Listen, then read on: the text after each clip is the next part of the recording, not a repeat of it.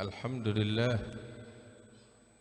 الذي هدانا لهذا وما كنا لنهتدي لولا أن هدانا الله.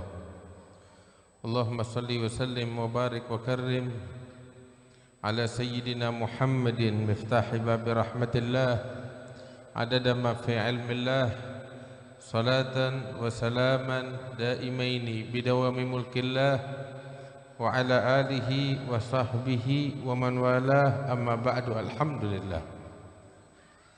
Hadirin wal hadirat yang dimuliakan Allah, wabil khusus para kiai, para ulama, para asatidzah, tokoh masyarakat yang mudah-mudahan kita semua berkumpul saat ini di bawah naungan rahmat Allah, di bawah naungan pengampunan Allah Subhanahu wa taala. Bapak-bapak, ibu-ibu yang dimuliakan Allah, kita sama-sama memperingati saat ini Maulid dan kelahiran baginda Rasulullah sallallahu alaihi wasallam. Manusia yang istimewa, bapak-bapak, ibu-ibu. Sosok yang spesial, yang dimuliakan oleh Allah Subhanahu wa taala, yang diagungkan oleh Allah Subhanahu wa taala. Yang mana kita menjadi mulia dengan berkat Rasulullah sallallahu alaihi wasallam. Allah taala menyatakan di dalam Al-Qur'an, kuntum khaira ummatin ukhrijat linnas. Kalian adalah sebaik-baiknya umat yang dikeluarkan oleh Allah kepada manusia sekalian. Kita menjadi sebaik-baiknya umat, hadirin, tahu kenapa? Karena Nabi kita adalah sebaik-baiknya Nabi, yaitu Nabi besar Muhammad sallallahu alaihi wasallam. Lamma da'allahu da'ina li ta'atihi bi akramir rusli kunna akramal umami. Tatkala Allah taala memanggil Nabi Muhammad dengan sebutan akramur rusul, semulia-mulianya utusan, maka secara otomatis kita menjadi umat yang paling mulia dengan berkat Rasulullah sallallahu alaihi wasallam. Hadirin wal hadirat yang dimuliakan Allah, sungguh sudah sepatutnya kita memperingati kelahiran Rasulullah SAW sebagai bentuk rasa syukur kita kepada Allah Subhanahu wa taala. Sebab bapak-bapak, ibu-ibu, kalau bukan karena kelahiran Rasulullah SAW, maka sungguh Tuhan tidak akan pernah disembah.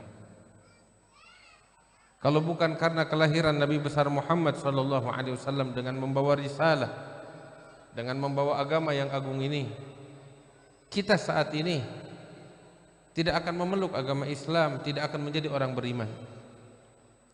Tetapi dengan berkat beliau dilahirkan, kita saat ini memeluk agama Islam, beriman dan menyembah kepada Allah.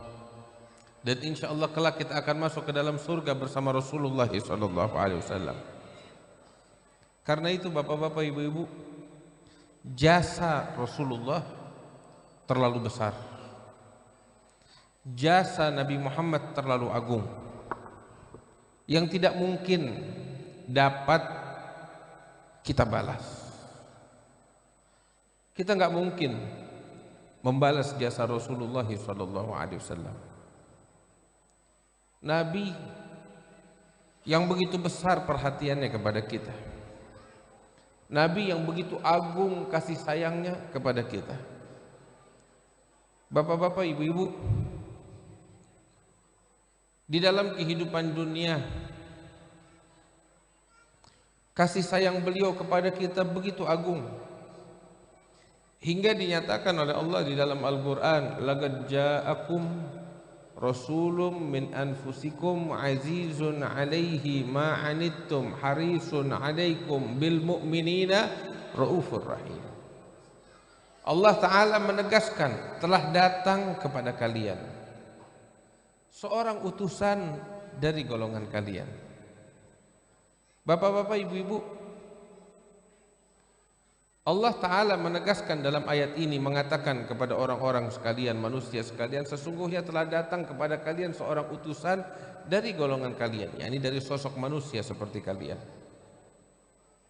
Apa sifatnya? Apa tandanya? Apa ciri-cirinya? Bapak-bapak, ibu-ibu, Nabi Muhammad SAW sifat mulianya sangat banyak, akhlaknya sangat agung, budi pekertinya kalau kita mau sebut satu persatu itu begitu mulia dan begitu banyak. Nggak bisa kita menyebutkan satu persatu kemuliaan akhlak Rasulullah SAW, sulit, terlalu banyak sifat mulia beliau. Tetapi di dalam ayat ini disebutkan oleh Allah secara khusus dari sekian banyak dua sifat suci yang mulia yang dimiliki oleh Nabi Muhammad SAW. Apa itu? Azizun alaihi ma'anittum. Itu pertama. Allah Ta'ala menyatakan sifat Nabi Muhammad azizun alaihi ma'anittum, berat baginya penderitaan kalian. Artinya apa? Apabila ada seorang dari umat Nabi Muhammad menderita, Nabi merasakan beratnya. Nabi SAW merasakan deritanya. Hingga beliau katakan, bapak-bapak, ibu-ibu, enggak ada seorang pun di muka bumi yang kakinya dari umatku yang kakinya tertusuk duri melainkan aku ikut merasakan kepedihannya, kata Rasulullah SAW. Bapak-bapak, ibu-ibu, orang yang kakinya tertusuk duri, kita kalau kaki kita tertusuk duri mungkin sakit beberapa saat, habis itu udah kita lupakan. Iya kan? Hal yang sepele, tapi bagi Nabi Muhammad itu enggak sepele. Saking besarnya kasih sayang beliau hingga beliau katakan, enggak ada seorang pun dari umatku yang kakinya tertusuk duri sekalipun melainkan aku merasakan kepedihannya, kata Rasulullah. Bapak-bapak, ibu-ibu,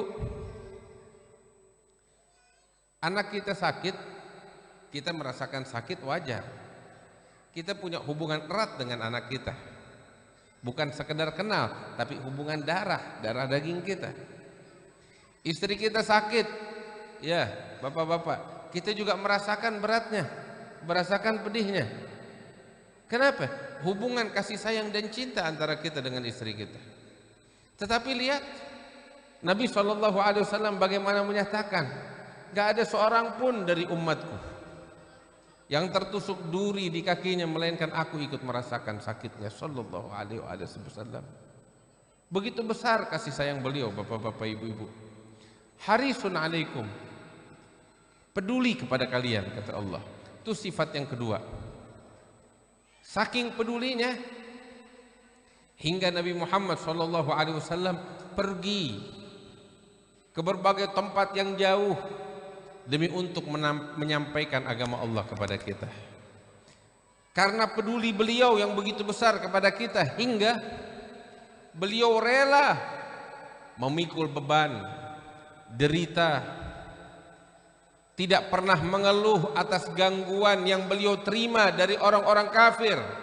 Itu semua demi untuk menyampaikan agama Allah kepada kita sekalian. Ini sikap peduli beliau. Bil mu'minina raufur rahim, dan khusus kepada orang-orang beriman beliau penuh kasih dan penuh kesayangan. Hadirin yang dimuliakan Allah, ini sifatnya Nabi Muhammad SAW. Manusia istimewa itu di dunia seperti itu, bapak-bapak, ibu-ibu. Setelah wafatnya beliau pun demikian, sampai beliau itu menyatakan di dalam hadisnya, "Shallu alayya haitsuma kuntum fa inna salatakum tablughuni." Nabi SAW mengatakan, bersolawatlah kalian kepadaku dimanapun kalian berada, karena sesungguhnya solawat yang kalian panjatkan disampaikan oleh para malaikat kepadaku. Satu sahabat bertanya kepada Rasulullah SAW, ya Rasulullah, bagaimana solawat orang-orang yang bersolawat sampai kepadamu sedangkan engkau telah wafat, telah meninggal dunia? Itu waktu sahabat tidak memahami. Mereka mengatakan, dan engkau ya Rasulullah apabila telah dikubur, ya jasadmu akan habis seperti layaknya manusia yang lain. Maka Nabi SAW menegaskan tidak. Innallaha harramal arda an ta'kula ajsadal anbiya. Sesungguhnya Allah mengharamkan kepada bumi untuk memakan jasadnya para nabi, sehingga mereka hidup abadi di dalam kuburan mereka. Hingga di dalam riwayat yang lain Rasul menegaskan bahwasanya innal anbiya ahyaun fi kuburihim yusallun. Nabi-nabi itu mereka hidup di dalam kuburan mereka dan mereka sholat. Artinya apa? Sekalipun Nabi Muhammad SAW telah meninggal dunia, sholawat yang kita panjatkan sampai kepada beliau. Bahkan salam kita, tatkala kita mengucapkan salam bapak-bapak ibu-ibu, itu salam kita didengar oleh Rasulullah. Dan bukan hanya didengar, bahkan direspon dan dijawab oleh Nabi Muhammad SAW. Kita nggak dengar karena memang hati kita penuh dengan kotoran. Tetapi Nabi Muhammad menegaskan hal itu hingga beliau katakan, "Ma min musallimin yusallimu alayya illa raddallahu alayya ruhi hatta arudda alaihi salam." Tidak ada seorang pun dari umatku yang mengucapkan salam kepadaku melainkan Allah mengembalikan kepadaku ruhku agar aku menjawab salam orang tersebut. Bapak-bapak, ibu-ibu, ini kita tadi mengucapkan ya Nabi salam alaika, ya Rasul salam alaika, ya Habib salam alaika, salawatullahi alaika. Ini bukan sekedar kita melantunkan begitu saja, tapi ketahuilah sampai kepada Nabi Muhammad, didengar oleh Rasulullah dan dijawab oleh Nabi Muhammad SAW. Beruntung kita bapak-bapak ibu-ibu punya Nabi Muhammad SAW. Bahkan beliau sendiri di dalam hadis yang sahih menegaskan, hayati khairun lakum wa mamati khairun lakum tu'radu alayya a'malukum fa in wajadtu khairan hamidtullaha wa in wajadtu ghaira dhalik istaghfartullaha lakum. Nabi SAW mengatakan, hidupku baik untuk kalian, wafatku baik untuk kalian. Tu'radu alayya amalukum, amal perbuatan kalian disodorkan oleh para malaikat kepadaku. Laporannya itu dilaporkan kepada Rasulullah. Bapak-bapak, ibu-ibu, kita bikin apa? Kebaikan atau keburukan? Segala yang kita lakukan itu laporan perbuatan kita disampaikan oleh malaikat kepada Rasulullah SAW. Terus Nabi bilang, ketika Nabi membaca laporan amal perbuatan kita ini satu persatu, beliau lihat, beliau perhatikan, beliau katakan, apabila aku dapati amal perbuatan kalian baik, aku bersyukur kepada Allah, aku memuji Allah, aku bersyukur kepada Allah. Tapi kalau memang aku dapati amal perbuatan kalian tidak baik, ghairu dzalik, banyak kurang, banyak salah, bikin maksiat, apa yang dilakukan oleh Rasulullah? Beliau katakan, istaghfartullah lakum, aku memohon dari Allah pengampunan untuk kalian. Masya Allah. Ini Nabi Muhammad, bapak-bapak, ibu-ibu. Beliau udah meninggal, udah wafat, tetapi di alam barzakh beliau masih mendoakan kita. Kita bikin baik, beliau bersyukur kepada Allah. Kita bikin dosa, beliau minta ampun kepada Allah untuk kita sekalian. Karena itu, seperti saya tegaskan tadi, kita bikin perayaan Maulid sebagai bentuk syukur kita kepada Allah atas kelahiran Rasulullah adalah kewajiban kita, sudah merupakan hal yang patut untuk kita lakukan karena jasa Rasulullah begitu besar untuk kita sekalian. Nggak bisa kita balas jasa beliau, bapak-bapak, ibu-ibu. Mudah-mudahan apa yang kita lakukan dari perayaan Maulid ini membawa manfaat bakal kita dan sampai kepada Nabi besar Muhammad SAW. Bapak-bapak, ibu-ibu, kita hidup di dunia sesaat, bapak-bapak, ibu-ibu. Sebentaran kita hidup. Sepanjang apapun kita hidup, kita akan meninggal dunia. Bapak-bapak, ibu-ibu, siapa di antara kita yang panjang umurnya, ambil kabar sepanjang apapun dia hidup, dia bakal mati. Kita semuanya minta sama Allah panjang umur, betul? Mudah-mudahan dikasih panjang umur sama Allah. 200 tahun mau ibu-ibu? Nggak mau? Katanya minta panjang umur tadi. Hah? 150 mau? Juga nggak mau? 100 tahun? Mikir dua kali. Katanya tadi minta panjang umur. Tuh lihat, ini kita manusia serba salah. Ibaratnya nggak jelas, minta panjang umur, mau dikasih 200 tahun nggak mau, 150 nggak mau, 100 tahun juga nggak mau. Habis meminta apa? Bapak-bapak, ibu-ibu, yang paling penting bukan panjang atau pendeknya umur. Sebab sekalipun umur kita panjang, katakan 1000 tahun, tapi ujungnya juga kematian. Iya kan? Ujungnya juga kematian. Yang paling penting bukan panjang atau pendeknya, tetapi bagaimana kita mewarnai kehidupan kita yang sesaat ini dengan ketaatan kepada Allah Subhanahu wa taala. Sebab kita bapak-bapak, ibu-ibu hidup untuk taat kepada Allah, untuk mengabdi kepada Allah Subhanahu wa taala, dan ketika kita meninggal dunia, kita minta sama Allah agar Allah masukkan ke dalam sorga. Ini harapan kita. Mau bapak-bapak, ibu-ibu masuk sorga? Tunjuk tangan yang mau masuk sorga. Mau masuk sorga, tunjuk tangan. Kita semuanya insya Allah masuk sorga. Sekali lagi ibu-ibu, saya mau tanya, yang mau masuk sorga tunjuk tangan. Wah, semuanya tunjuk tangan. Bapak-bapak mau masuk sorga, tunjuk tangan. Insya Allah kita semuanya masuk sorga bersama Nabi Muhammad sallallahu alaihi wasallam. Ibu-ibu, tunjuk tangan yang gak mau masuk sorga. Mau bayar berapa ibu-ibu? Iya, tiket mudik aja mahal, apalagi tiket ke sorga. Ini tiket ke sorga. Gini bu, dari Nabi Muhammad sallallahu alaihi wasallam. Iya, ini khusus bakal ibu-ibu. Saya lihat di sini ibu-ibu yang hadir banyak banget. Tadi panitia bilang sama saya, Habib, ini yang hadir ibu-ibu banyak, Bib. Alhamdulillah, bagus banget. Sebab tahu bu, nggak ada di muka bumi ini laki-laki yang hebat, melainkan di belakangnya ada perempuan yang hebat yang mendukung dia. Termasuk Nabi Muhammad sallallahu alaihi wasallam. Termasuk Nabi Muhammad. Tahu gak di belakangnya Nabi Muhammad beliau jadi orang hebat seperti itu? Di belakangnya istrinya Sayyidatuna Khadijah.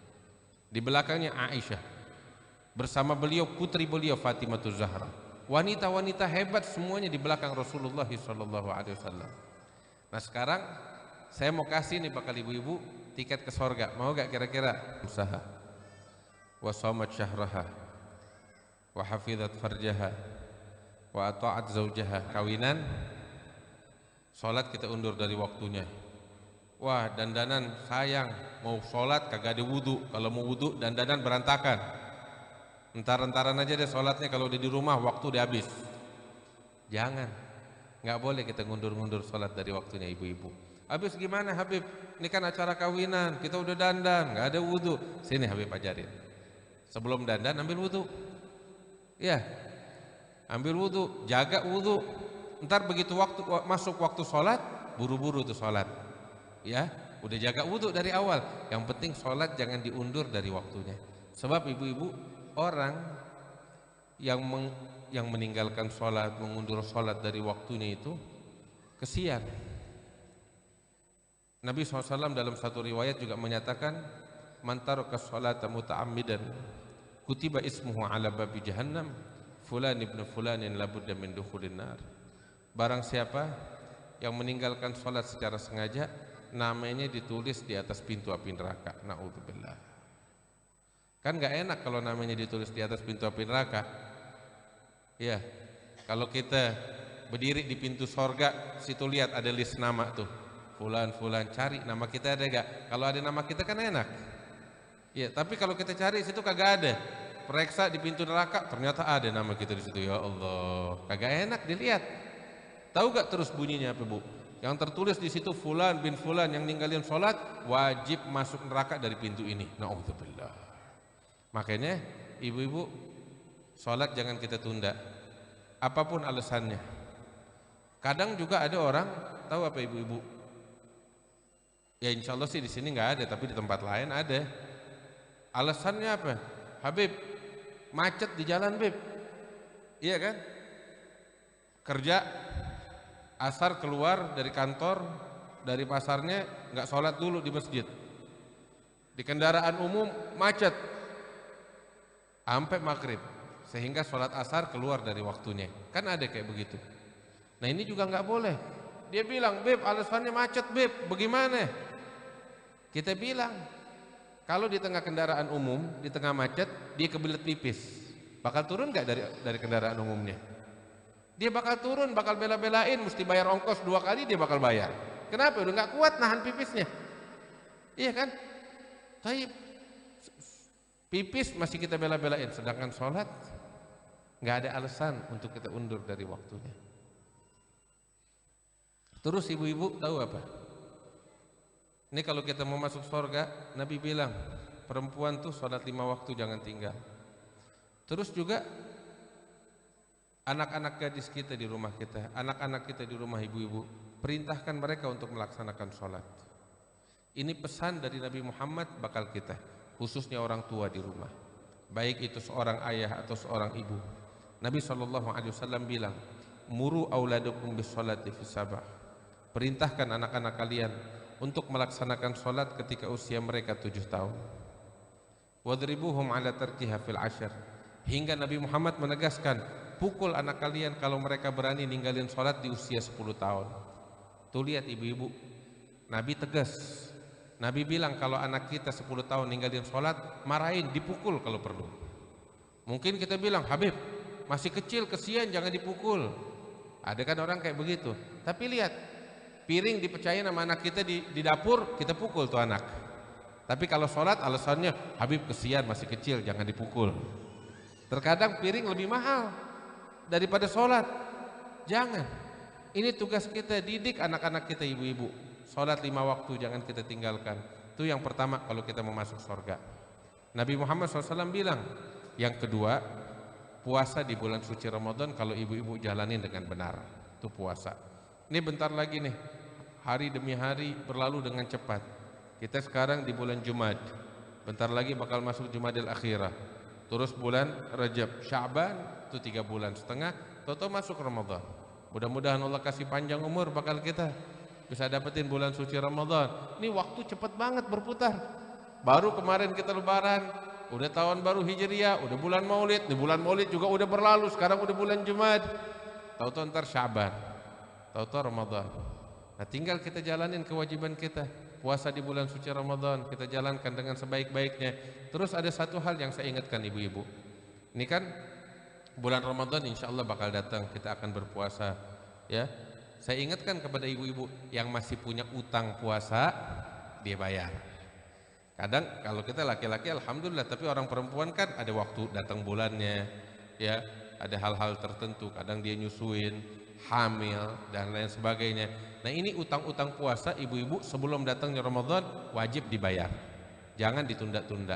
Sebab kalau ditunda-tunda itu repot lagi ntarnya, mesti kena fidyah lagi. Ya, Nabi SAW bilang, "Idza shallatil mar'atu khamsaha wa shamat syahraha." Yang ketiga kata Rasulullah, dia menjaga kemaluannya dari apa yang diharamkan oleh Allah. Apa maksudnya? Dia jaga kemaluannya dari yang haram, dari kemaksiatan. Dia tutup auratnya, dia jaga kehormatannya. Itu yang dimaksud oleh Nabi Muhammad SAW. Alhamdulillah sekarang kita lihat nih, ibu-ibu pada pakai jilbab, nutup aurat. Ini merupakan nikmat dari Allah Subhanahu wa taala. Kita bisa jalankan kewajiban kita, mudah-mudahan dicatat pahala oleh Allah Subhanahu wa taala. Tapi ibu-ibu tahu apa yang ingin saya sampaikan juga? Pakai jilbab nih, tutup aurat, bukan kalau lagi maulid atau lagi majelis taklim aja ibu-ibu. Ya, tapi ini kita wajib nutup aurat kita seorang wanita itu, ya, nggak boleh dilihat oleh yang bukan mahramnya. Jangan kalau di majelis dia tutup auratnya, pakai jilbab, tutup rapat. Ntar waktunya ke pasar tukang sayur lihat rambutnya. Ya jangan. Tapi kita wajib nutup aurat kita. Terus juga anak-anak gadis kita di rumah kita ibu-ibu.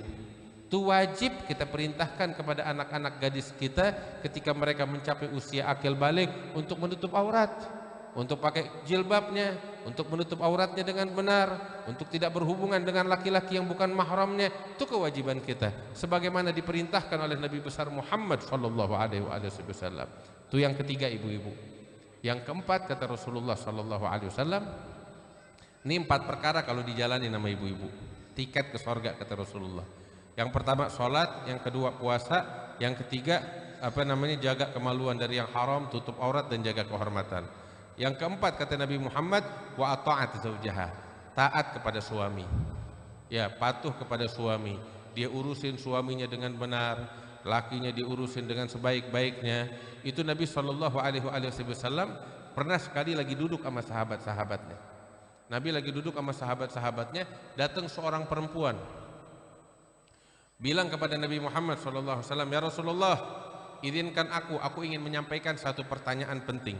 Apa itu? Ya Rasulullah, aku ini adalah perwakilan dari ibu-ibu di belakangku. Jadi ada kelompok ibu-ibu ngirim nih perempuan untuk menghadap kepada Rasulullah sallallahu alaihi wasallam. Ya, kalau kita kan ada nih perkumpulan arisan, perkumpulan ibu-ibu. Nah, ini perkumpulan wanita-wanita di zaman sahabat itu ngirim ini perempuan sebagai wakil menghadap kepada Rasulullah sallallahu alaihi wasallam. Nabi SAW mempersilahkan, silahkan. Maka ini perempuan mengatakan, ya Rasulullah, aku ini adalah seorang wanita yang mewakili kaum ibu di belakangku. Aku diutus oleh mereka untuk bertanya kepadamu. Apa itu? Ini perempuan nanya, ya Rasulullah, kami ingin bertanya, sebenarnya ini engkau utusan Allah yang diutus oleh Allah cuma kepada kaum laki-laki atau kepada laki-laki dan perempuan? Itu pertanyaannya. Nabi SAW mendengar gini tersenyum. Nabi bilang, aku diutus oleh Allah sebagai Rasul, sebagai utusan kepada laki-laki dan kepada perempuan semuanya. Wa ma arsalnaka illa rahmatan lil alamin. Terus si ibu ini mengatakan, kalau memang engkau diutus oleh Allah kepada seluruh umat manusia yang laki dan perempuan, bagian kita ibu-ibu apa dari keberkahan ini? Salat Jumat bakal orang laki, jihad fisabilillah bakal orang laki, ya, salat pergi ke masjid berjamaah Jumatan bakal orang laki. Kita perempuan juga mau dapat bagiannya ya Rasulullah, nggak mau kalah juga. Tuh lihat, berlomba-lomba di dalam kebaikan. Fastabiqul khairat katanya Allah. Nabi dengar gitu tersenyum. Beliau bilang kepada para sahabat tuh yang ada di belakangnya laki-laki. Beliau bilang, wahai sahabat-sahabatku kaum laki-laki katanya Rasulullah, pernahkah kalian mendengar pertanyaan yang lebih baik dari seorang perempuan daripada pertanyaan ini? Nabi membanggakan pertanyaan ini. Maka Rasulullah SAW mengatakan, sampaikan kepada wanita-wanita yang ada di belakang kalian. Katanya ini Rasulullah kepada ibu ini, kepada wanita-wanita di belakangmu, sampaikan kepada mereka, inna husna taba'uli ihdakunna li zawjiha ya'dilu dzalika kullih. Nabi SAW mengatakan, sesungguhnya tatkala kalian menjalankan kewajiban kalian di dalam mengurus suami dengan sebaik-baiknya, maka pahala yang Allah berikan kepada kalian itu lebih baik daripada apa yang Allah berikan kepada kaum laki-laki, daripada Jumatan, daripada jihad, daripada itu semua, kata Rasulullah sallallahu alaihi wasallam. Makanya ibu-ibu enak pahalanya, nggak usah repot kayak kita orang laki. Ini perkara 4. Apa kata Nabi Muhammad? Pertama, sholat. Yang kedua, puasa. Yang ketiga, jaga kemaluan dari yang haram, tutup aurat dan jaga kehormatan. Yang keempat, ya, patuh kepada suami, dia urus suaminya dengan benar. Ini kata Nabi Muhammad, ini 4 perkara kalau dijalankan untuk ibu-ibu, itu Nabi Muhammad bilang, qila laha udkhuli min ayyi abwabil jannati syi'ti. Nanti hari kiamat malaikat akan memanggil ibu-ibu. Apa panggilannya? Masuklah kalian ke dalam surga melalui pintu surga yang mana aja. Masya Allah.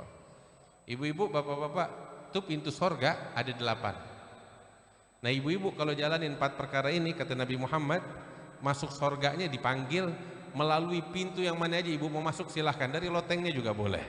Masya Allah. Itu surga punya ibu-ibu. Enak gak kira-kira? 4 perkara dijalankan. Ini tiket ke surga, diskon dari Allah melalui Nabi Muhammad SAW, bakal ibu-ibu sekalian. Apa 4 perkara ini ibu-ibu? Sholat, puasa, jaga kehormatan, dan taat sama suami. Insya Allah ibu-ibu masuk surga semuanya. Ibu-ibu, umatnya Nabi banyak kan? Apa cuman kita doang? Banyak, nggak cuman